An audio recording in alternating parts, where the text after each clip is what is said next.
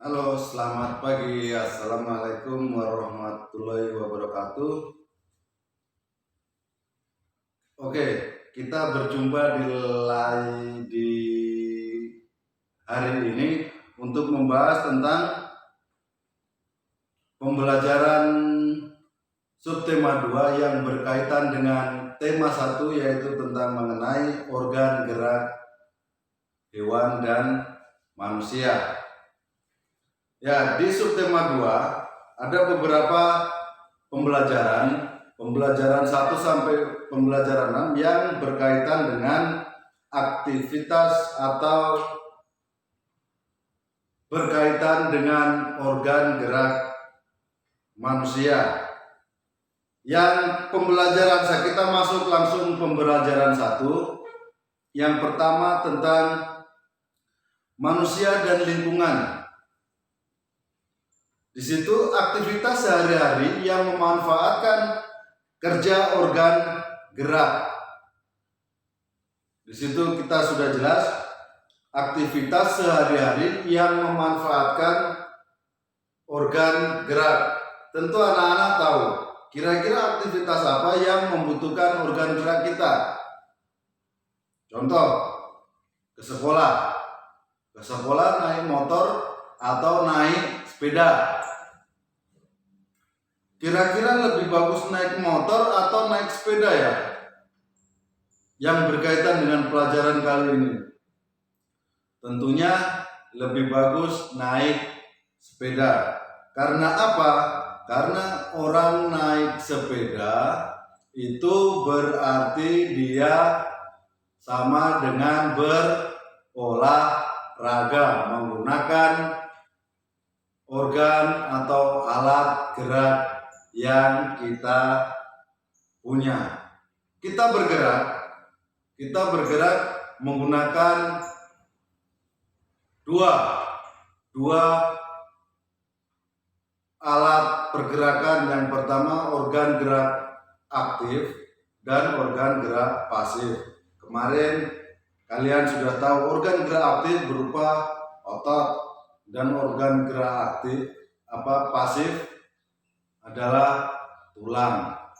Kita bergerak dibantu oleh otot dan tulang.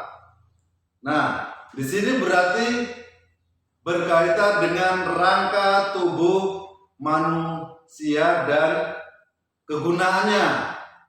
Rangka tubuh manusia dan kegunaannya. Kira-kira rangka tubuh manusia itu terdiri dari apa saja ya? Oke, di sini Pak Guru akan menjelaskan tentang rangka manusia itu kira-kira bagian mana saja. Yang pertama, rangka tubuh manusia terdiri dari 3 bagian. Bagian yang pertama yaitu bagian rangka kepala. Yang kedua adalah rangka tubuh atau badan. Dan yang ketiga adalah rangka anggota gerak yang kita gunakan sehari-hari. Baik. Dan rangka yang pertama mengenai rangka kepala. Apa fungsinya rangka kepala?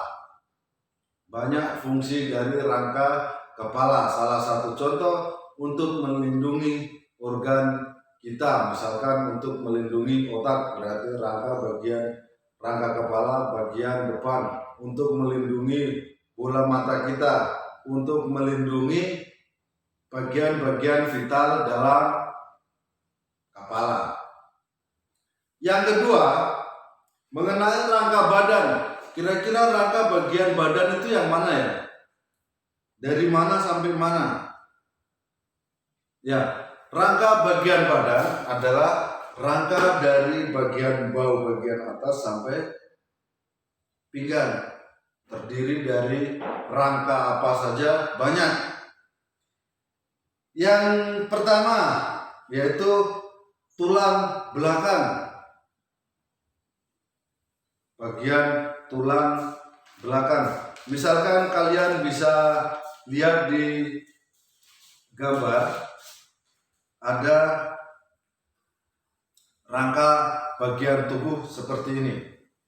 Ini ya, di buku PR kalian masing-masing ada, dan bagian rangka manusia ada di gambar juga di buku kalian masing-masing. Ya, nanti suatu saat Pak Guru akan menjelaskan mengenai apa rangka manusia dengan contohnya, dengan alatnya. Bagian yang pertama tulang belakang, yang kedua tulang dada.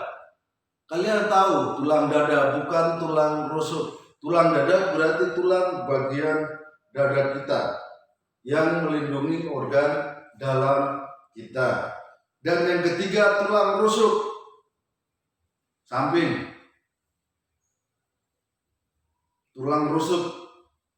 Yang keempat tulang gelang bahu. Bisa ya, tulang gelang bahu. Kita menggerakkan bahu menggunakan tulang bahu. Dan tulang pinggul. Kita bergoyang-goyang pinggul, kita menggunakan tulang pinggul. Dan yang ketiga, mengenai rangka anggota gerak adalah lengan dan tungkai. Tungkai itu apa ya? Kaki. Tungkai adalah kaki untuk kita melakukan berbagai aktivitas. Ya, itu mengenai rangka tubuh dan kegunaannya. Dan yang pada tugas yang tadi Pak Guru berikan di pembelajaran 5 mengenai otot sebagai alat gerak aktif. Kalian dari kemarin sudah tahu otot adalah sebagai alat gerak aktif. Di sini ada beberapa jenis otot. Berdasarkan susunan otot dikelompokkan menjadi 3 macam otot. Yang pertama, otot lurik atau otot rangka atau serat lintang. Apa itu otot lurik atau rangka? Ya, di situ kita tahu otot adalah sebagai alat gerak aktif. Jadi di situ dikatakan otot rangka karena otot tersebut yang menempel kuat pada rangka tubuh kita. Dan yang kedua, otot polos. Otot polos, apa itu otot polos? Otot polos adalah otot yang bekerja secara tidak sadar. Otot bekerja secara tidak sadar. Contohnya, otot pada organ pencernaan kita.